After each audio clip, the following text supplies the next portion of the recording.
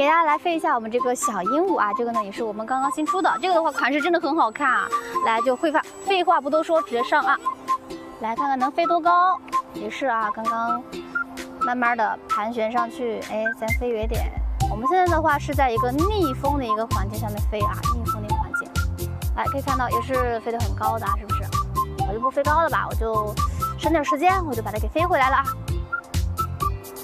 因为我现在是在逆风在飞行，看看能不能接回来。哎，刚好完美。